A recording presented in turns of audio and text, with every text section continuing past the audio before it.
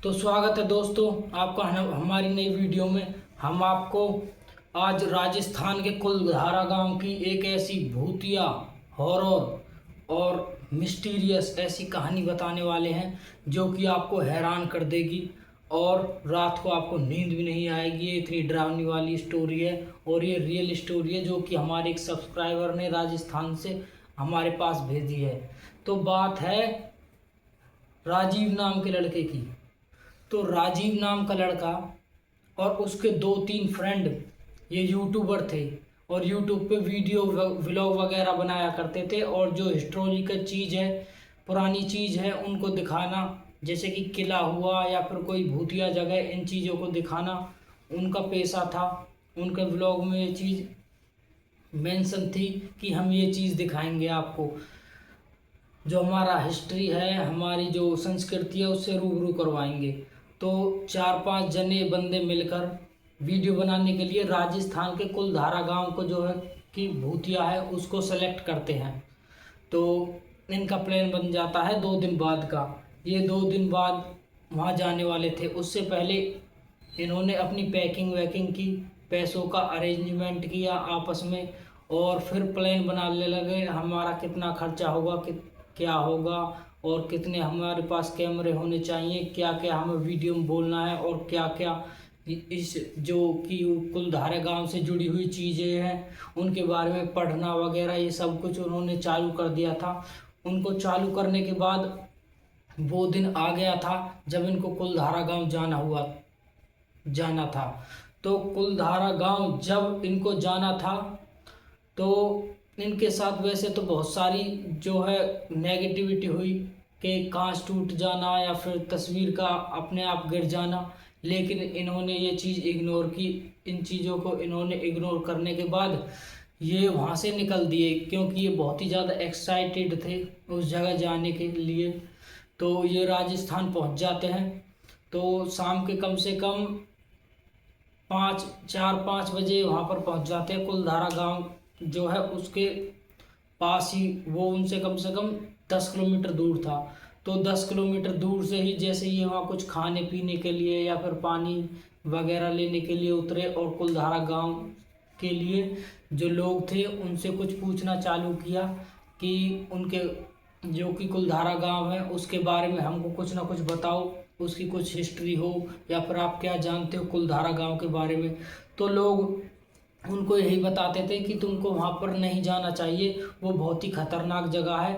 वो एक पालीवाल ब्राह्मणों का गांव था जिसमें कि वो पालीवाल ब्राह्मण पूरे के पूरे वहाँ पर 102 जन कितने गांव थे, वो सारे गांव रातों रात खाली हो गए थे और वो गांव श्रापित है। और अब भी उसमें रात को जो वहाँ पर एक बाजार है जो पालीवाल ब्राह्मण बाजार लगाया करते थे, सब्जी मंडी वगैरह जो भी उस टाइम का जो चीज़ था जो बेचा करते थे वो उनका बाजार लगाया करते थे।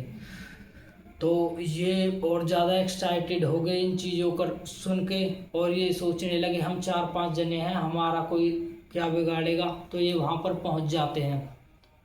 पहुँचने के बाद इनको गेट पर ही वहाँ पर पुलिस तैनात थी। उन्होंने इनको रोका और इनको बोला कि ये आपने नोटिस नहीं पढ़ा, सरकार की तरफ से नोटिस है कि शाम के 7 बजे के बाद इस गांव में कोई भी एंटर नहीं कर सकता और ये पूरी की पूरी जो कि सरकार के अंडर में आती है और तुम इसमें अब नहीं जा सकते क्योंकि 7 से ऊपर का टाइम हो चुका है। तुम कल सुबह आना, दिन में यहाँ आपको 10 बजे के बाद एंट्री मिलेगी, तो उसके बाद तुम आ जाना। तो ये उस टाइम तो वहाँ से निकल जाते हैं, लेकिन ये छुप कर देख रहे थे कि ये जो पुलिस वाले हैं ये इधर उधर हों या फिर इनका ध्यान भटके या फिर इनकी आंख लगे तो हम कैसे ना कैसे जो कुलधारा गांव है इसमें एंटर कर सकें। उसके बाद हुआ क्या, कम से कम 12 से 1 बजे के बीच जब एक पुलिस वाले की आंख लगी और दूसरा पुलिस वाला राउंड मारने दूसरी तरफ गया अपनी टॉर्च लेकर, तो ये साइड से एक जो दीवार है वो टूटी हुई थी, वहाँ से एक एक करके एंटर कर जाते हैं और फिर भीतर उस गांव में घुस जाते हैं। और ये उस टाइम तो कोई टॉर्च वगैरह यूज़ नहीं करते और आगे की तरफ निकल जाते हैं गांव में। भीतर जो कि मिडल था उस गांव का कुलधारा का, वहाँ पर ही पहुँच जाते हैं और फिर अपनी टॉर्च वगैरह ऑन करते हैं और वीडियो वगैरह बनाने लग जाते हैं। उसके बाद हुआ क्या, ये एक एक कर कर कोई इधर तीनों चारों दिशाओं में घूमने लगते हैं और अपनी अपनी वीडियो बनाने लगते हैं। और ये बहुत ही ज़्यादा एक्साइटेड थे और इनको डर भी लग रहा था कि कहीं वो पुलिस वाले हमको देख ना ले और हमारे ऊपर कार्रवाई भी हो सकती है और हमारा कैमरा वगैरह सब छीने जा सकते हैं और हमारे साथ बहुत बुरा हो सकता है। लेकिन ये उस चीज़ को अनदेखी करके आगे की तरफ और ज़्यादा डीप में जाना चाहते हैं और ज़्यादा आगे की तरफ बढ़ जाते हैं गांव में। और धीरे धीरे गांव में बढ़ने के बाद चारों पांचों इधर उधर तो फैल ही गए थे, एक एक दो दो करके। और एक लड़का था इनमें दिलीप नाम के लड़के को कुछ पीछे से आवाज़ आई, जैसे किसी के कंगन वगैरह बज रहे हो या फिर किसी की पायल बज रही हो। ये 2-3 तरह की उसको आवाज़ आई और उस आवाज़ को देखकर वो पहले तो हैरान हो गया, यहाँ पर कौन है, हमारे अलावा तो शायद कोई यहाँ पर है नहीं और ये ज़रूर कोई ना कोई औरत है, शायद ये कोई ना कोई चोर वगैरह हो सकते हैं जो कि यहाँ पर घूम रहे हैं, चोरी वगैरह करने आए होंगे।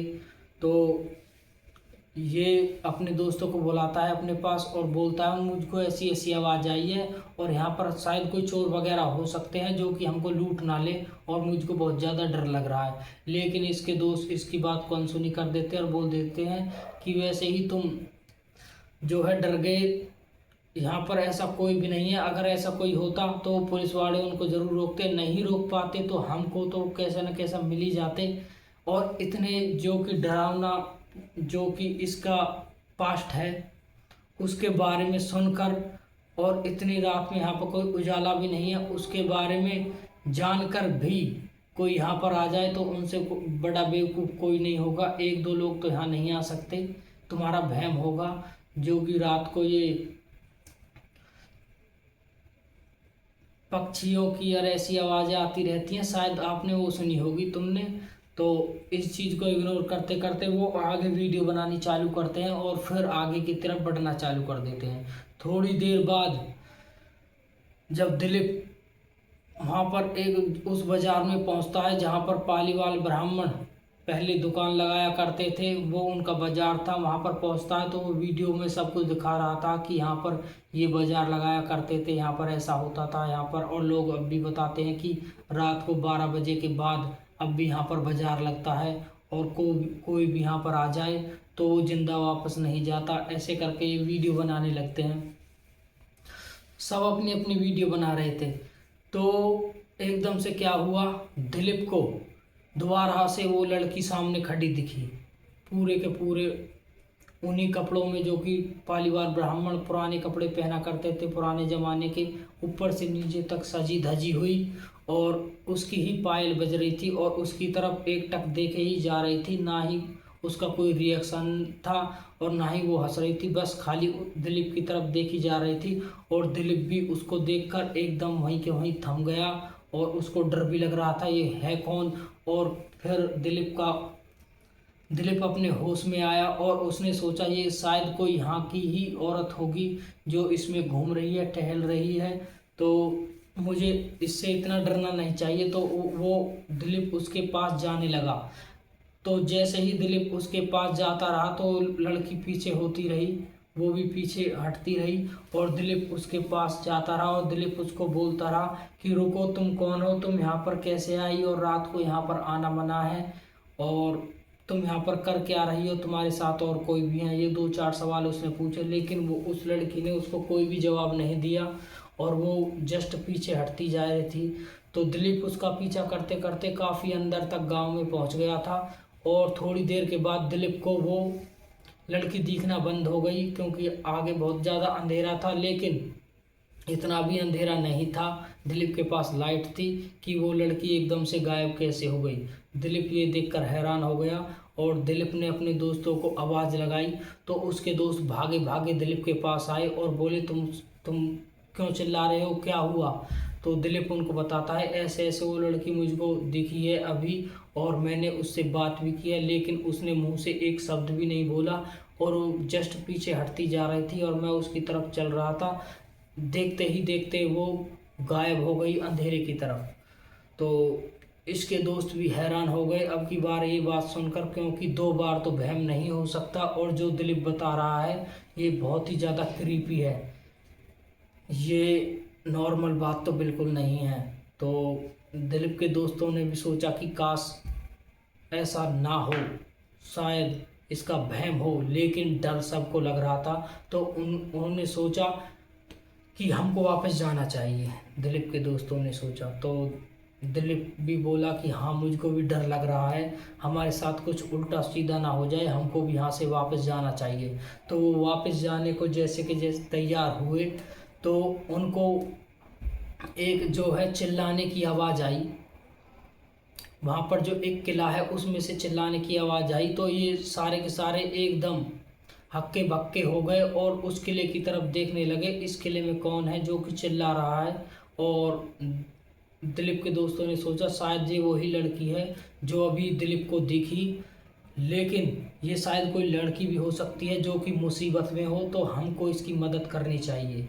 तो दिलीप ने अपने दोस्तों से कहा कि हमको तो यहाँ से जाना चाहिए, हमको इस राग में नहीं पड़ना चाहिए। जो बाहर पुलिस वाले हैं हमको उसको उन लोगों को सब कुछ बता देना चाहिए कि ऐसा ऐसा हमारे साथ हुआ और भीतर से चिल्लाने की आवाज़ आ रही है। लेकिन दिलीप के दोस्तों ने कहा कि हमको ऐसा नहीं करना चाहिए, वो पुलिस वाले हमारे ऊपर भी कार्रवाई कर सकते हैं, क्योंकि हम बिगर बताए भीतर, उनके मना करने के बावजूद भी हम भीतर इसमें आए।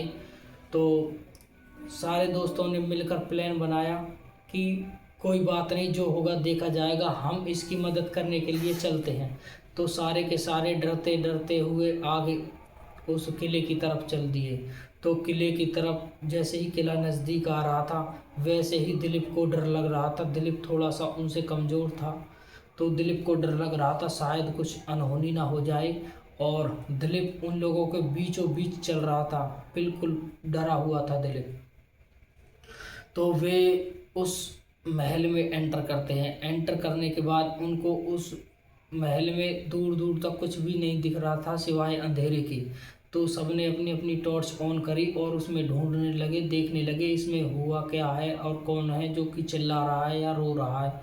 तो वो उस जगह पर पहुँचे जहाँ पर एक जो है हवन करने का कुंड सा बना हुआ था और वहाँ पर राख वगैरह पड़ी हुई थी। तो ये देखने लगे इसमें है क्या और ये किसने किया यहाँ पर, लेकिन ये बहुत पुराना है, ये अब का तो लग नहीं रहा।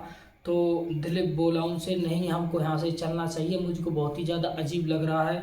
लेकिन दिलीप के दोस्तों ने उसकी एक ना सुनी और वो जस्ट उस महल में घूमने लगे। और घूमते घूमते उनको एहसास हुआ कि यहाँ पर कोई भी चीज़ नॉर्मल नहीं है, यहाँ पर सारी चीज़ उल्टी हैं, क्योंकि वहाँ पर कोई भी दूर दूर तक इंसान नहीं था और वहाँ पर चमगादड़ थी और जस्ट आवाज़ें आई जा रही थी रोने की, चिल्लाने की। तो उन्होंने वहाँ से निकलना ही ठीक समझा, तो वे वहाँ से निकल दिए, भागने लगे तेज तेज। तो उनके साथ एक आरव नाम का एक लड़का था जो कि उनसे पीछे रह गया और ये भागते भागते उससे आगे निकल गए, उसको पीछे छोड़ गए। और उसकी आवाज़ भी इनको नहीं सुनाई दे रही थी, वो चिल्ला रहा था बहुत तेज तेज और इनको उसकी आवाज़ भी नहीं आ रही थी।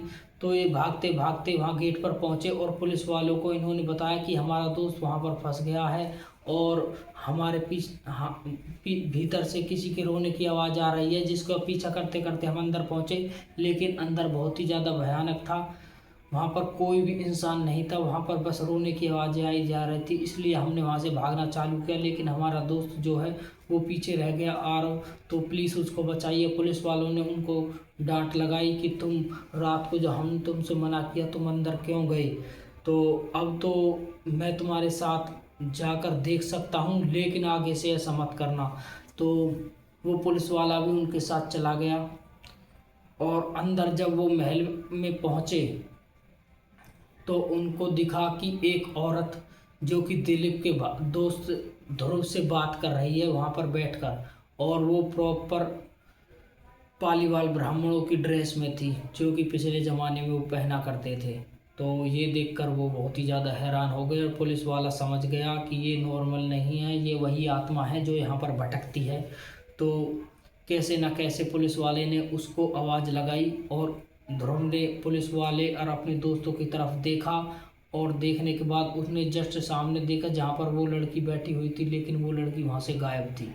और ये सब चीज़ देखकर, ये दृश्य देखकर ध्रुव की आंखें खुली की खुली रह गई कि मैं इतनी देर से एक आत्मा से, एक भूत से बात कर रहा था जो कि मेरे सामने बैठी हुई थी और वो मेरे साथ कुछ भी कर सकती थी।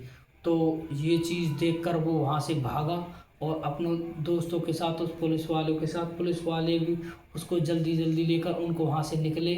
और वहाँ से निकलने के बाद पुलिस वालों ने उनको डांटा कि तुम्हारे ऊपर कार्रवाई भी हो सकती है, लेकिन तुम बच्चे हो, तुम स्कूल में पढ़ते हो या कॉलेज में पढ़ते हो, तुम्हारी ज़िंदगी बर्बाद हो जाएगी, इसलिए मैं तुम्हारे ऊपर कोई भी कार्रवाई नहीं करना चाहता, लेकिन तुम यहाँ से निकल जाओ और फिर कभी भी यहाँ पर वापस मत आना, क्योंकि यहाँ भी जो भी कोई, जिसको भी वो औरत दिखी है, वो लड़की दिखी है, वो यहाँ पर वापस आया है, दोबारा जिंदा लौट कर नहीं गया, तो तुमको यहाँ पर वापस कभी भी नहीं आना चाहिए। तो वो वहाँ उस टाइम तो वहाँ से निकल ही आए और वो कभी भी वहाँ पर नहीं गए, लेकिन घर भी उनके साथ कुछ दिन तक ऐसी जो है वारदात होती रही, जैसे कि कमरे की लाइट फ्लिप पर करना, लाइट फ्लिप पर करती रही, या फिर बेड का बजना, दरवाजे का बजना और उल्टी सीधी आवाज़ आना, चिल्लाने की आवाज़ आना रात को।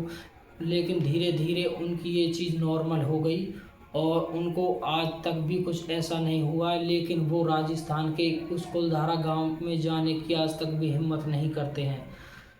तो आपको यही सीख है कि कहीं भी जाओ तो सोच समझ कर जाओ, अगर कोई मना करे तो वहाँ पर आपको नहीं जाना चाहिए, क्योंकि वहाँ पर कुछ भी हो सकता है। तो भाइयों, ये वीडियो आपको अच्छी लगे तो हमारे चैनल को सब्सक्राइब करें और लाइक करें।